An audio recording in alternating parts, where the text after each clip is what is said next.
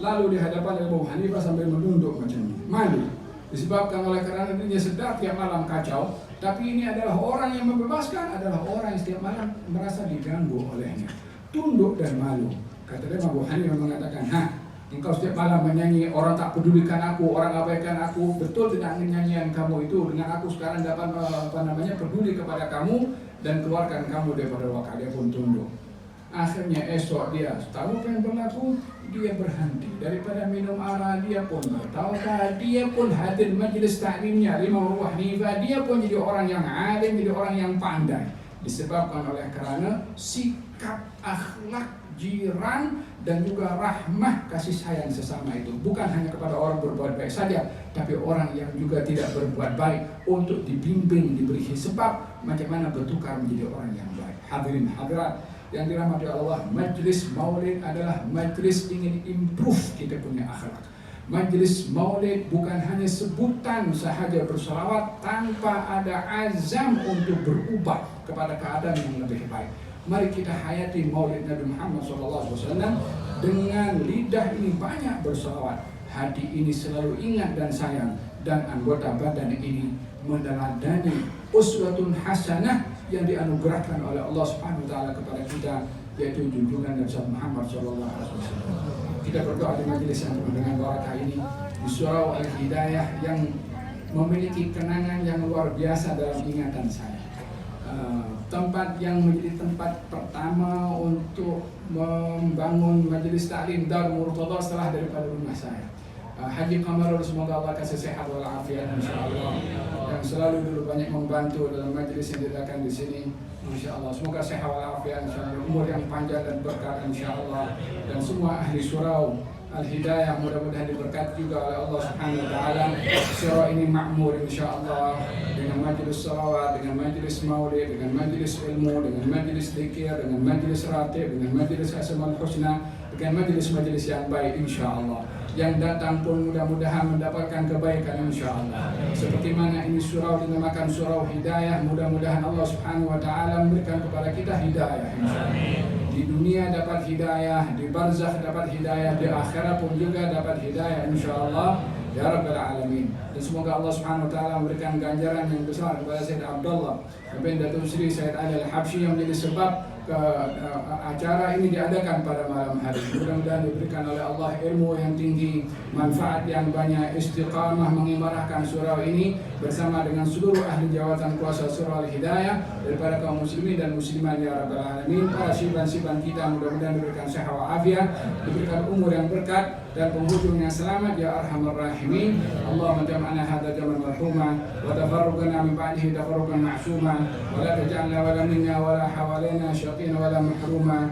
Wassallallahu ala sayyidina Muhammadin wa ala alihi wasallam. Alhamdulillahi rabbil alamin. Tuhan kepada aku wa kafali izzan, dan saya amat beruntung, annani abdan laka, sesungguhnya saya ini hamba kepada engkau. Kebanggaan seseorang terletak kepada pengakuannya kalau dirinya hamba kepada Allah, dan kebanggaan seseorang ketika menyadari kalau Allah adalah Tuhan kepadanya. Maka dengan demikian nama Nabi Muhammad diambil daripada nama Allah Subhanahu wa taala yang artinya banyak dipuji. Saat kelahirannya diberi nama Muhammad oleh Abdul Muttalib sebagai ilham dari Allah. Lalu ditanya, kenapa kamu beri nama Muhammad? Supaya banyak diingati dan banyak disebut, kata Abdul Muttalib, yang memberi nama kepada Nabi Muhammad sallallahu alaihi wasallam. Kalau namanya Muhammad yang artinya itu banyak dipuji, bagaimana nama itu akan terlihat kalau tak ada yang memuji? Bagaimana nama itu menjadi fakta dan nyata kalau tak ada orang yang menyebutkan? Oleh sebab itu, kehadiran kita ke tempat ini, memperbanyak berselawat kepada Rasulullah adalah membenarkan kepada asir, rahasia yang diletakkan pada nama Nabi Muhammad dengan nama yang banyak dipuji. Oleh sebab itu kita berada dalam majelis ini berselawat dan memuji kepada baginda Rasulullah sallallahu alaihi wasallam. Walaupun sebanyak mana kita puji Nabi bukanlah kepujian yang kita berikan kepada Nabi menyamai dengan makam yang sebenar kedudukan Nabi Muhammad SAW. Kalau seseorang itu dipuji, biasanya dipuji bangga, biasanya yang dipuji berbunga hatinya. Kalau seseorang itu dipuji dengan bait-bait syair, maka orang yang dipuji akan merasa gembira. Tapi kalau orang puji Nabi Muhammad SAW, yang memuji terhormat, bukan yang dipuji.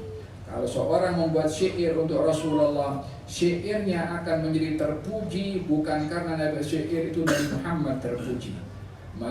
Kata seorang penyair mengatakan, aku tidak puji Nabi Muhammad dengan syairku, tetapi aku menjadikan syairku terpuji dengan memuji Nabi Muhammad sallallahu alaihi wa ala alihi wasallam.